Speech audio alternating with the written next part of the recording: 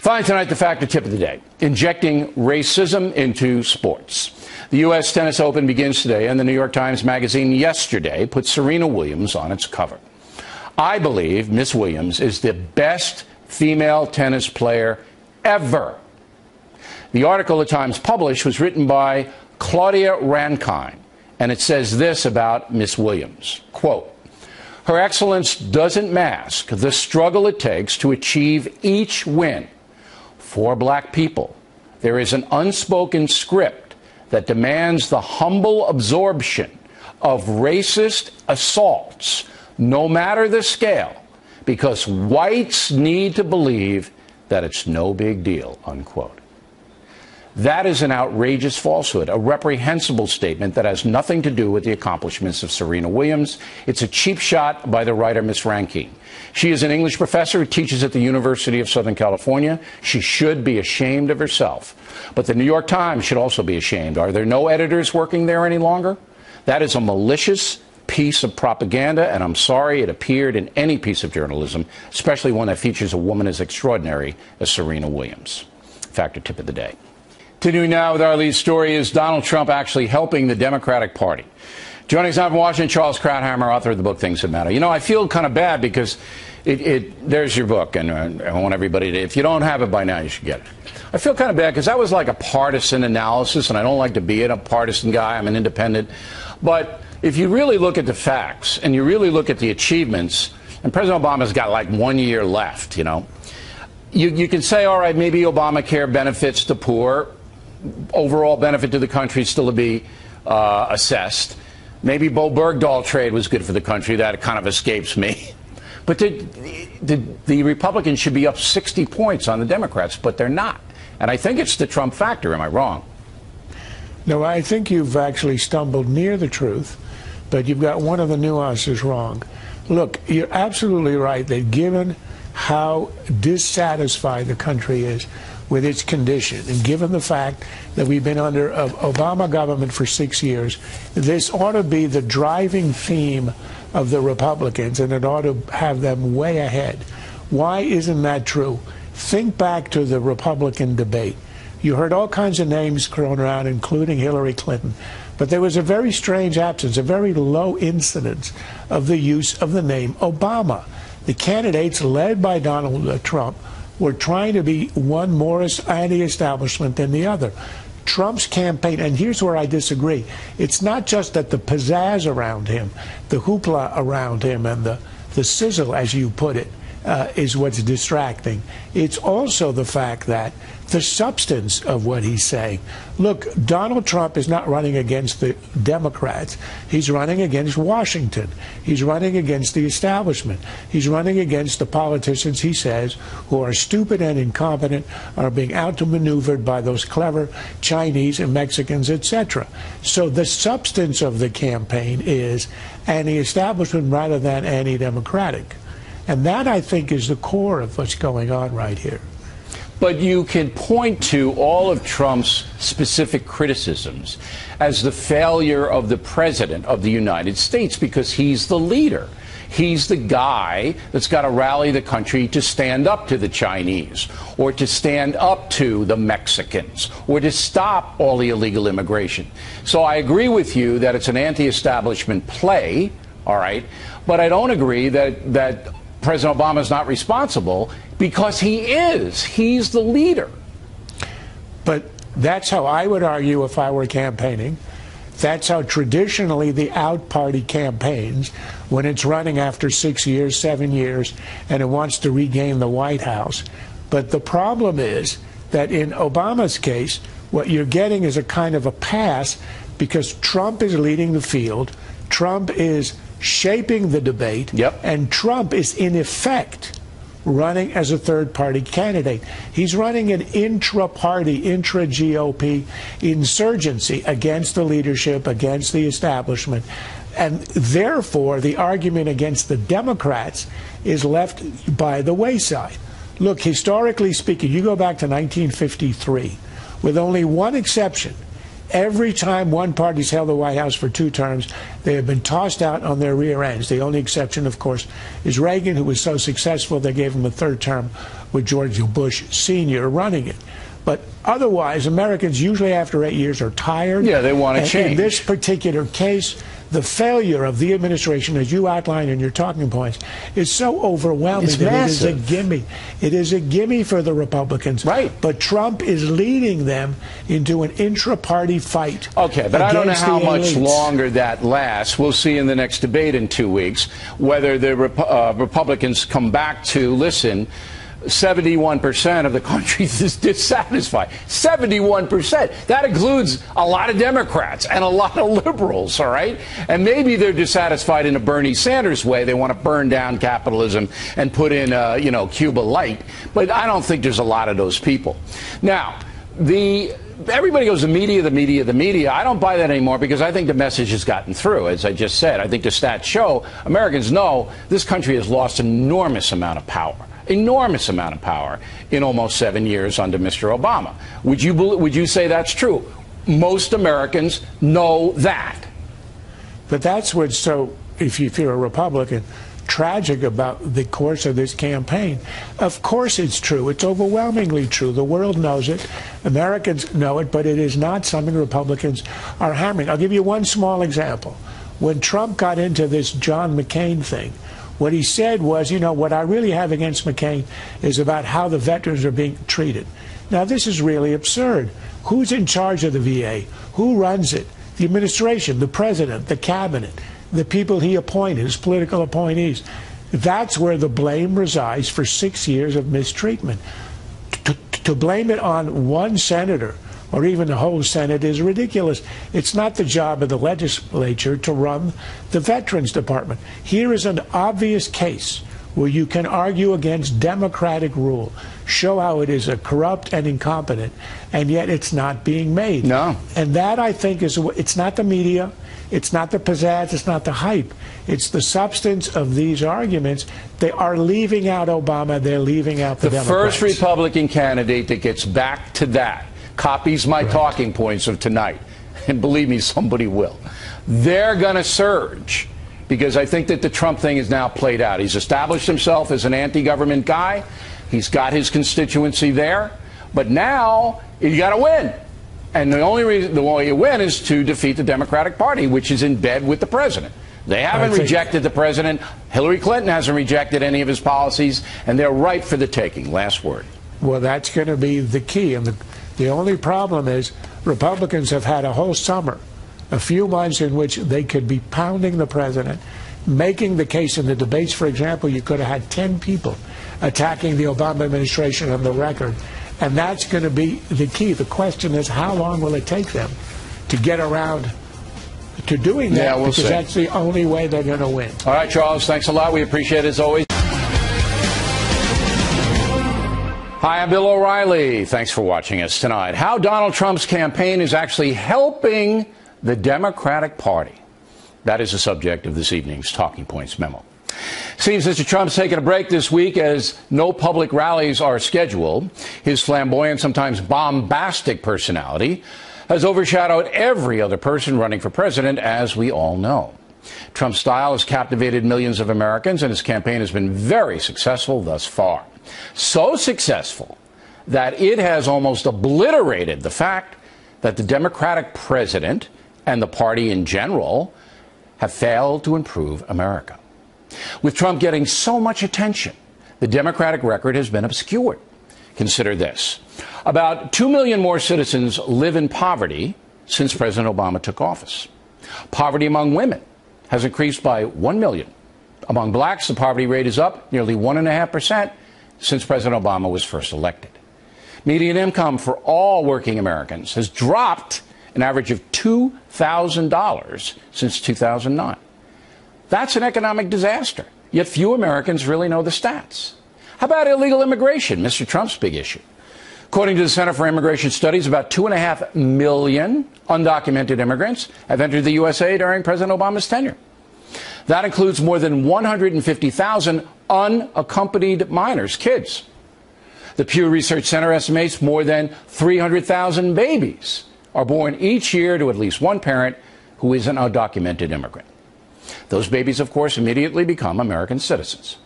The cold truth is President Obama has not improved the illegal immigration chaos in this country and has actually made it easier for alien criminals to hurt Americans by supporting the sanctuary city concept and failing to support Kate's Law, which would harshly punish alien aggravated felons who defy deportation. Why aren't the Democrats supporting that? Overseas, there's a war raging in Syria and Iraq that was ignited when President Obama ordered all U.S. troops to leave Iraq. ISIS then moved in, creating violence and horror. Shortly after the president ordered the Americans out, Vice President Biden said this. I am very optimistic about Iraq. I think it's going to be one of the great achievements of this administration. You're going to see 90,000 American troops come marching home by the end of the summer. You're going to see a stable government in Iraq that is actually moving toward a representative government. Of course, Mr. Biden's assessment turned out to be dead wrong, the optimum word being dead. Situation in that region is much worse now than it was when President Obama took office. The reason, beside the foolish pullout, Mr. Obama underestimated the ISIS threat. January 2014, the New Yorker magazine published this quote by the president.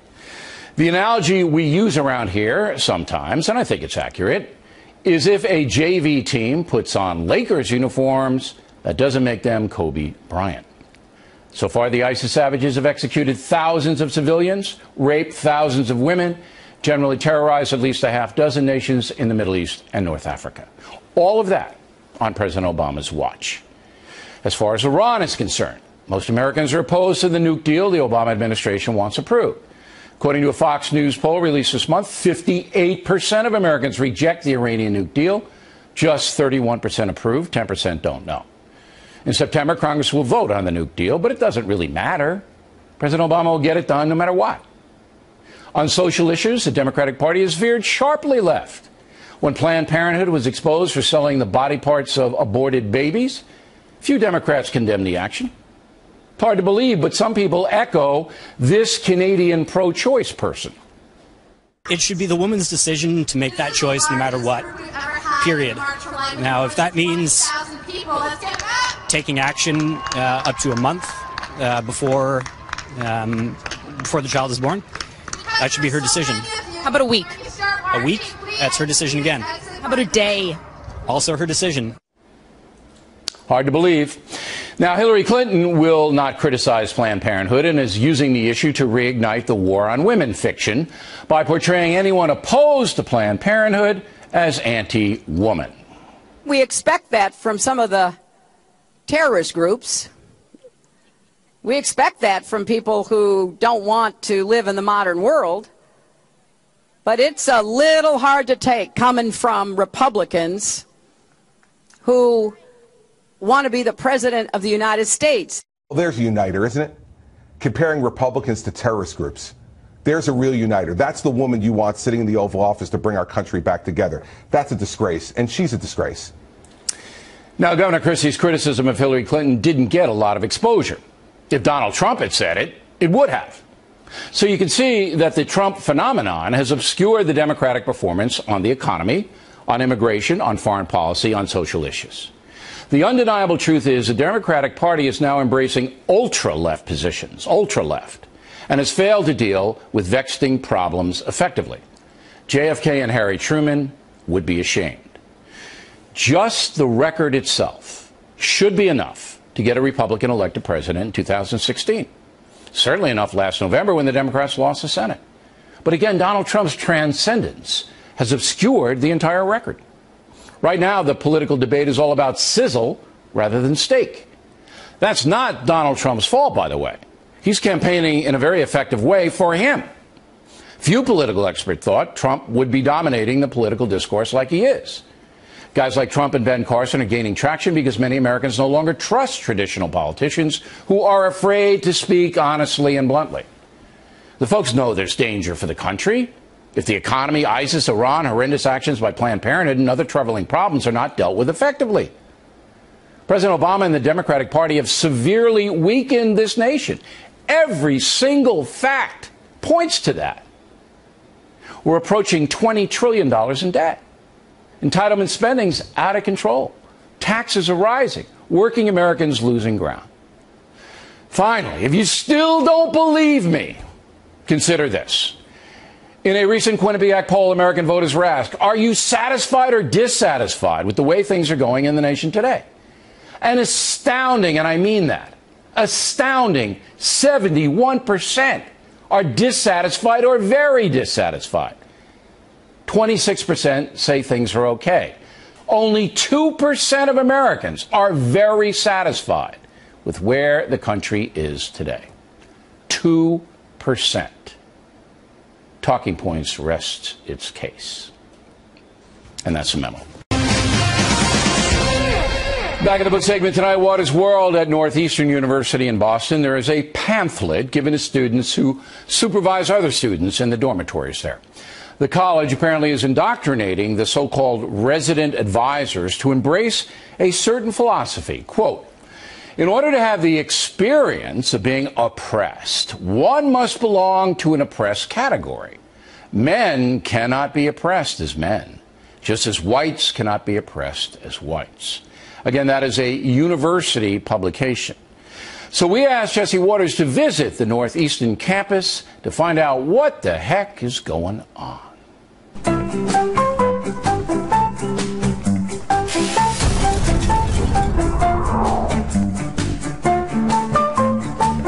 The school is handing out something to the RAs, and it says, white men cannot be oppressed. Truth. I'm actually an RA on campus. Do you feel comfortable enforcing this? Comfortable enforcing that white males can't be oppressed? No. You can't oppress the white man. Absolutely not. They are racially and gender-wise above everybody else. I can't be oppressed. I don't know about you. If you're at the top of the pyramid, nobody can hurt you. Do you want to join me on the top for a few minutes? It's a vicious cycle. The oppressed oppressing others because they're oppressed. What if I'm a white straight male, but I self-identify as a black lesbian? Sorry, just processing that. I think that's very audacious and crass. I think anyone could be oppressed. Even me? Yeah, even you. But I'm tall, I'm rich, I'm white, and I'm straight. And my apartment smells of rich mahogany. How could I ever be oppressed? I mean, not everyone in the world loves people who are tall and rich and white and straight. Name one. Can I oppress you a little bit? Can you go get me some coffee? Like, I'm a little late, so can we do this later on? Hold on, I need to oppress you for a little bit longer, okay? Okay, that is messed up. As a white male, you do have an advantage. Right now, you're making more money than I am. I'm making 77 cents, you're making $1. Do you find that a little attractive that I'm making that much cash? No. I hate you, I hate you, I hate you, leave me alone! Yet, I find you strangely attractive. I think white men are oppressed all the time. I don't think so. In the NBA. Oppressed or poorly skilled. With this gift, you will win 4th place. Phil Mickelson was oppressed by Tiger Woods. That's not oppression. Why not? Tiger Woods kept the white guys down for about 10 years on the tour. That's called being better. Did you ever watch White Men Can't Jump? Yeah. Woody Harrelson was oppressed. Okay. Give him the chump. You mean play basketball? Why does the white man keep on keeping everybody down? Because they're too fragile not to let go of their power. Did you ever watch Bill O'Reilly on Fox News Channel? My parents do, and that's probably why I moved across the country. Is this Walter's... what is that? Waters World. Walter's Word? Waters World. Waters World? Yeah. Nice. You ever watch Waters World? No. I'm Waters, and you're in my world right here. Oh, am I? Being oppressed. She got you there, Waters. She nailed me. She was pretty smart. She was smart for a Northeastern person. All right, now, Northeastern is by Fenway Park. The Red Sox play there. And it is known, Michael Dukakis teaches at Northeastern. That makes perfect sense. And it's known as a fairly, liberal campus. But this is really crazy. It is crazy, right. And even the RAs don't agree with it. You saw the guy now, Northeastern's panicked about this segment, so they sent me a statement. This was intentionally provocative. You were? No, not me. What? The material that they told the kids they did it on purpose. This was to provoke spirited conversations. Oh, which you did too. Which I did, and it does not represent the position of the university. No. They wanted to make that clear. No, they wouldn't do that. No, never. Okay, so you should go there for a PhD. I should go back to school. And they'll give you a scholarship. Like Dangerfield. Because you're right on the same wavelength. I need the money. I'm a white man. All right. All right, Northeastern, knock it off.